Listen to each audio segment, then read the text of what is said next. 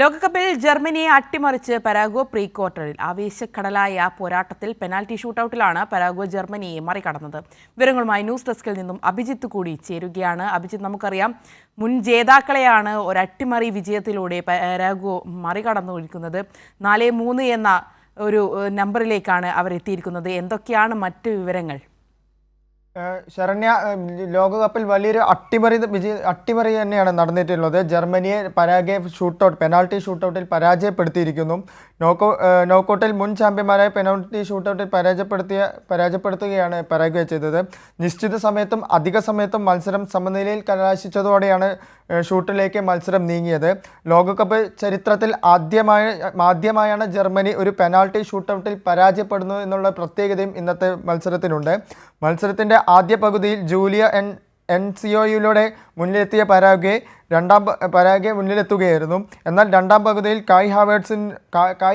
Super താരം കായ് Havertz ജർമ്മനിയെ ഒപ്പമെത്തിച്ചെങ്കിലും തുടർന്ന് നിരവധി തവണ പരാഗ്വെ ഗോൾ മുഖത്തേക്ക് ജർമ്മനി ഷോട്ടുകൾ പായിച്ചെങ്കിലും അവിടെ എല്ലാം ഗോളുകൾ നേടാൻ ജർമ്മനിക്കായില്ല. തുടർന്ന് ഷൂട്ടൗട്ടിലേക്ക് നീങ്ങിയ മത്സരത്തിൽ കായ് ഹാവേർട്സ്, നിക്ക് വോൾട്ടേമാഡെ, ജോനാഥൻ താ എന്നിവർക്ക് ലക്ഷ്യം പിഴച്ചതോടുകൂടിയാണ് ജർമ്മനി ലോകകപ്പിൽ നിന്ന് പുറത്തായത്. 4-3 എന്നുള്ള സ്കോറിലാണ് പരാഗ്വെ ജർമ്മനിയെ പരാജയപ്പെടുത്തിയിട്ടുള്ളത്.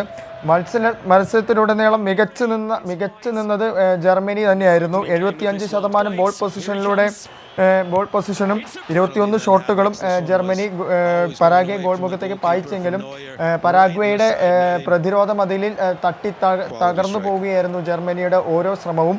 ഈ മത്സരത്തിൽ എടുത്തു പറയേണ്ട മറ്റൊരാളുടെ പേരാണ് പരാഗ്വെയുടെ ഗോൾ കീപ്പർ ഓർലാൻഡ് ഗ്രില്ലിൻ്റേത്. അദ്ദേഹം ഗോളെന്നുറപ്പിച്ചുള്ള 5 സേവുകളാണ് അദ്ദേഹം ജർമ്മനിയുടെ ഗോളുകളാണ് തടുത്തത്. അതേസമയം പെനാൽറ്റി ഷൂട്ടൗട്ടിൽ 2 ഷോട്ടും അയാൾ തടുത്തതോടുകൂടിയാണ് പരാഗ്വെക്ക് ഒരു ഉജ്ജ്വല വിജയം ജർമ്മനിയിൽ മേൽ നേടാൻ സാധിച്ചത്. ശരണ്യ, അഭിജിത്ത്, നമുക്കറിയാം ജർമ്മനിയുടെ ഒരു പെനാൽറ്റി ഷൂട്ടൗട്ട് എന്ന് പറയുന്നത് ഒരു ചരിത്ര പരാജയം തന്നെയാണ്. കാരണം ആദ്യമായാണ് ജർമ്മനി പെനാൽറ്റി ഷൂട്ടൗട്ടിൽ പുറത്താവുന്നതും അതുപോലെ തന്നെ ഇപ്പോൾ പരാഗ്വെ പ്രീ ക്വാർട്ടറിലേക്ക് എത്തുന്നതും അല്ലേ?